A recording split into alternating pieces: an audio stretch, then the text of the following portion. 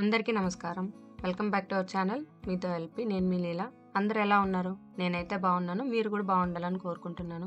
ఈరోజు స్వీట్ పొటాటోతో కూర ఎలా చేయాలో చూపించబోతున్నాను. స్వీట్ పొటాటోని చిలకడ దుంప, గెన్సిగడ్డ అని అంటారు. మా ఊర్లో అయితే గెన్సిగడ్డ అనే అంటారు. గెన్సిగడ్డని స్టీమ్ చేసే తినుంటాము. కానీ ఈ విధంగా ఒకసారి పులుసు చేసుకొని తిన్నామంటే అచ్చం చామగడ్డల పులుసులాగే ఉంటుంది. కొంచెం స్వీట్ అండ్ ట్యాంగీ ఫ్లేవర్‌తో సూపర్‌గా ఉంటుంది. దానికోసము 2 మీడియం సైజు గెంజిగడ్డలను తీసుకొని బాగా కడిగి తోలు తీసేసి చిన్న చిన్న పీసెస్‌గా కట్ చేసి పెట్టుకోవాలి. గెంజిగడ్డలలోనూ చాలా రకాలు ఉంటాయి. ఇది ఆరెంజ్ కలర్‌లో ఉంది. టేస్ట్ అయితే నార్మల్ గెంజిగడ్డలాగే ఉంటుంది. దాంతోపాటు టమాటా, ఎర్రగడ్డ, తెల్లగడ్డ, పచ్చిమిరపకాయలు కట్ చేసుకొని ఈ విధంగా కావాల్సినవి రెడీ చేసుకోవాలి. పైన చూపిస్తున్న విధంగా ఒక మీడియం సైజు నిమ్మకాయ అంత చింతపండుని తీసి నానబెట్టుకోవాలి.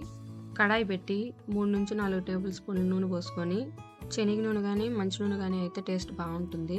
నూనె వేడయ్యాక 1/2 టీ స్పూన్ వడిమి, 1/4 టీ స్పూన్ జీలకర్ర, కొన్ని మెంతులు వేసుకొని అది చిటపటలాడిన తర్వాత కట్ చేసుకున్న 2 ఎర్రగడ్డలు, 2 పచ్చిమిరపకాయలు, 5-6 తెల్లగడ్డపాయలు నేను ఇక్కడ పెద్దవిగా ఉన్నాయి కాబట్టి కట్ చేసి వేసుకున్నాను. ఈ విధంగా ఒకసారి ఫ్రై చేసుకొని దాంతోపాటు కొంచెం కరివేపాకు, 1/4 టీ స్పూన్ పసుపు వేసి బాగా ఫ్రై చేసుకోవాలి. ఈ విధంగా ఫ్రై చేసుకున్న తర్వాత కట్ చేసి పెట్టుకున్న 2 టమాటాలు వేసి బాగా ఫ్రై చేసుకోవాలి. టమాటా ముక్కలు కొంచెం మగ్గి మెత్తగా అయ్యే వరకు ఫ్రై చేసుకోవాలి. ఈ విధంగా టమాటా మగ్గిన తర్వాత కట్ చేసి పెట్టుకున్న గెంజిగడ్డ ముక్కలు వేసి 1 నిమిషం పాటు ఫ్రై చేసుకొని 2 టేబుల్ స్పూన్లు కూర కారం వేసి పచ్చివాసన పోయే వరకు ఫ్రై చేసుకోవాలి. ఈ గెంజిగడ్డ కూరకి ఎర్ర కారం కంటే ఇంట్లో కూరలకు వాడే కూర కారం వాడితేనే టేస్ట్ బాగుంటుంది.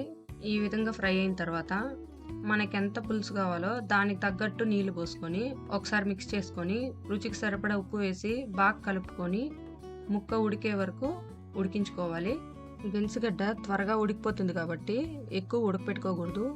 ఈ విధంగా నొక్కి చూస్తే పలుకైతే సరిపోతుంది. తర్వాత నానబెట్టుకున్న చింతపండు రసాన్ని వడగట్టి పోసుకొని బాగా ఒకసారి కలుపుకొని రుచి చూసుకొని ఉప్పు సరిపోకపోతే ఉప్పు వేసుకొని బాగా ఉడకనివ్వాలి.